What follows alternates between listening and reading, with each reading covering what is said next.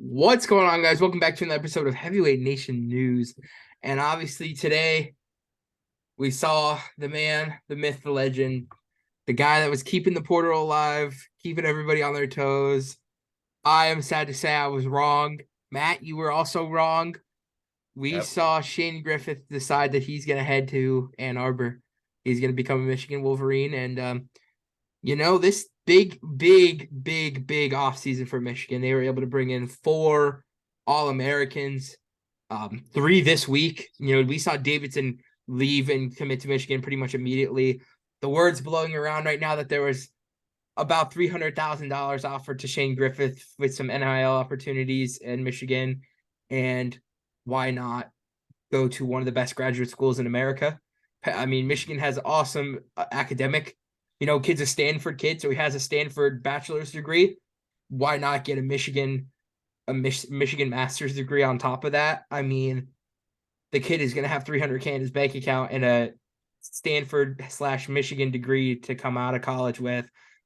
Kid's lucky, in my opinion. I mean, Michigan's lucky too, but a lot of people I think are in the moment right now kind of saying like, oh, this really throws up the race for who's going to be Big Ten champs, who's going to be national champs. And in my opinion, I don't think this does anything. I think Penn State's yes, still top dog. I think yes, Griffith is a great addition along with Cannon and DiAgostino and Davidson, but I don't think that this pushes Michigan to add even close to the level of Penn State. So it's No. like, yeah, you got Michigan who got all these guys and has returning some dominant guys. But at the backside, you also have to think about Penn State's bringing in 8 All-Americans. A little questionable at 25. Little questionable what's going to happen at 65. I think, we could see Ms. Brink go ahead and make his debut, or if Facundo decides he doesn't want to take that Olympic red shirt. I think a lot of people are kind of curious to see how that's going to go. But back to Michigan, man. I mean, They got so many guys now, yeah, and they're going to be good, but they're not yeah, going to be Penn State good. I mean, Penn State is in a league of their own at this point, and it seems like they're almost untouchable. yeah. I mean, pretty much, in my opinion, the most dominant team that Look we will like, probably ever see.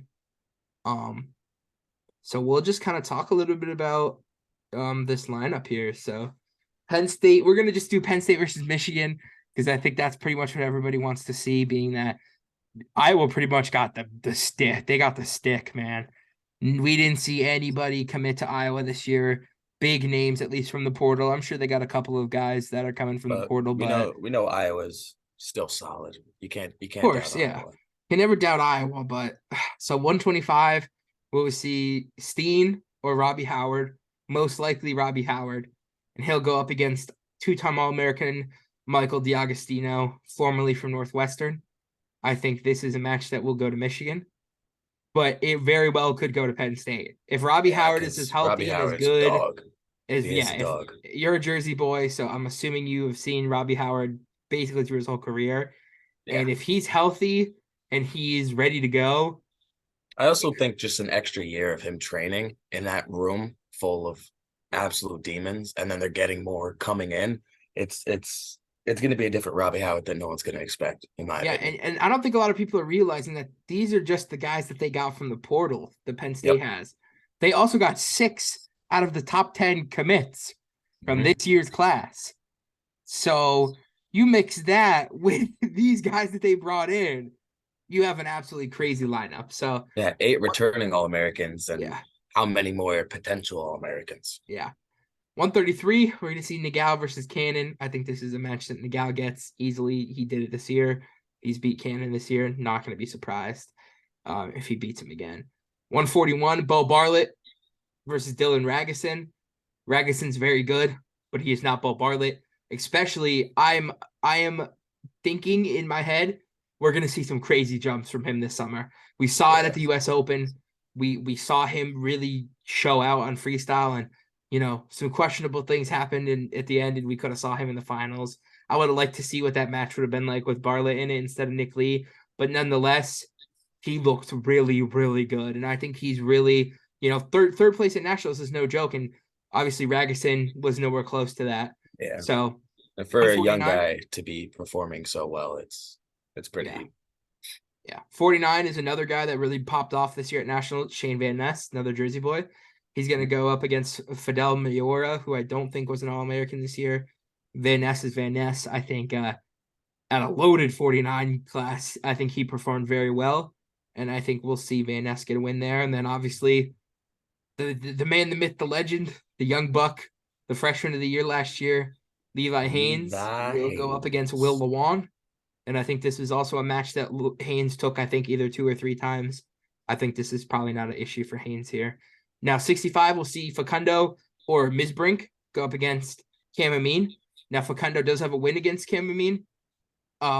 If it's Facundo, I like this match. If it's Misbrink, I still like this match. And that's nothing against Amin. Amin's a great dude. We've talked to him on the But pod. the Amin brothers, they That's true. always seem to pull it out somehow. Yeah, I agree. 100%. Anytime there's an Amin wrestling You can't in ever the last doubt. 10 Yeah. seconds of a match, they could pull off something. So I'd give that one a split. Yeah, and I think that 65 and 25 were pretty much the 2 matches that a lot of people said that was probably going to be where Penn State could lose. So I could give that a split 50-50. Whoever's going to win it wins it. 74 is going to be fireworks, but not to me. I think Carter Strachey handles Shane Griffith. That's nothing against Griffith. Griffith's a great dude. We've had plenty of opportunities to talk to him. Obviously a national champ, but I don't think anybody out there is touching Carter Strachey at this point in his career. He had a little bit of a hiccup. I mean, I want to know how bad that injury is that he took at US Open, because it looked pretty bad. But nonetheless, I think if he's healthy, it's going to be Strachey. I think he'll run through Griffith, and that's nothing against Griffith. Griffith has had an amazing career, won a national title, saved a college wrestling program. You've heard us say the same things about this kid.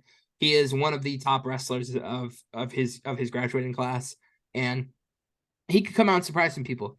Griffith is another guy, kind of like the Amins. That this, in theory, I'd put this at like a 75-25, not a 50-50. I think 75 to Strachey, 25 to Griffith. Griffith could go out there and pull some crazy upset. For sure, going 74.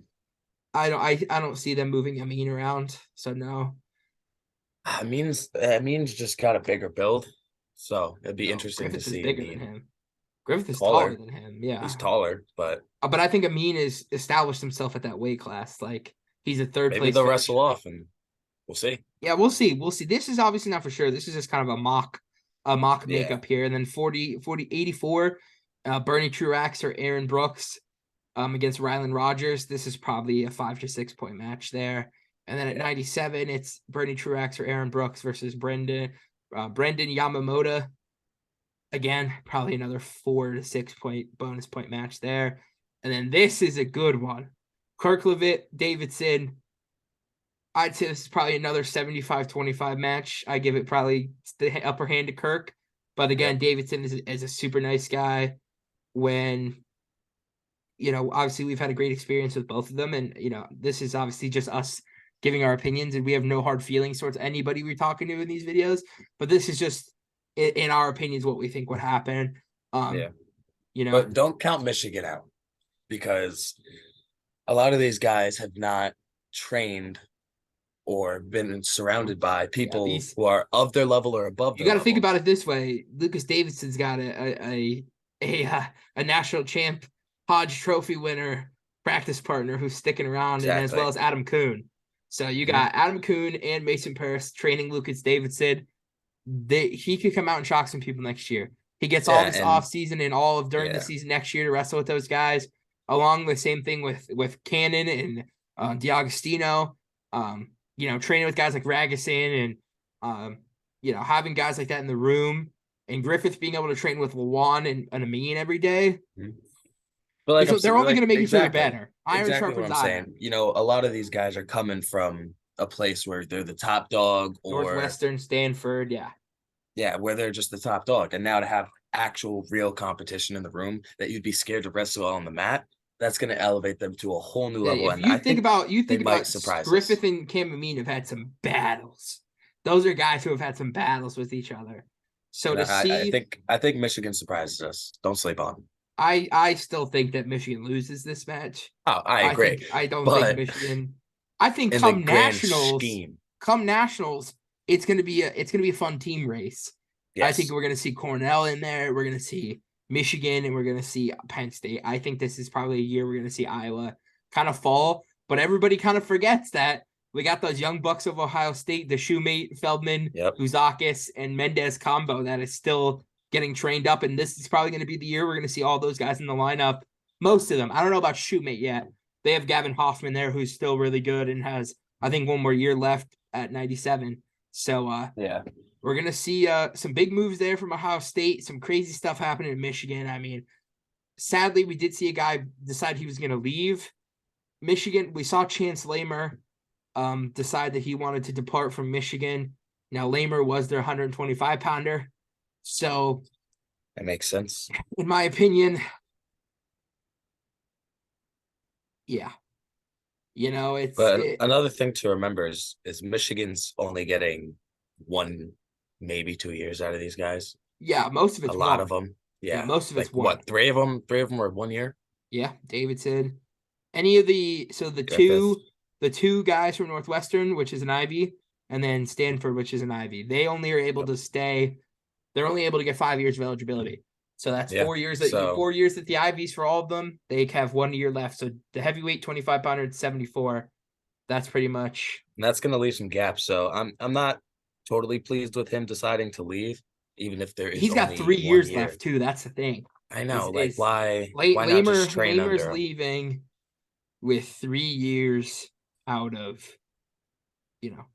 That's kind of crazy. But maybe there's some other issues there. But. Some light news outside of Michigan. We saw Oklahoma hire Roger Kish from North Dakota State as their new head. But as we say that, we saw, I want to say, about 5 or 6 guys hit the portal within the last week. Moshe Swartz, being a big name guy out of there, he decided to go ahead and head out of Oklahoma. So it's tough to see. That's a kid who's kind of been around. It's kind of sad to see. We kind of thought he found a home in Oklahoma and 2-2 this year at Nationals, a blood round guy, and we kind of thought maybe next year would be his year to AA. But he's back on the move, so we're excited to see where he lands. We saw a lot of other people from Oklahoma, some other really good guys hit the portal. And we saw an All-American, Will Feldkamp from Clarion, was an All-American this year, took 7th at 184 pounds. He went ahead and hit the portal this year as a grad transfer, so that means he has a year left as well.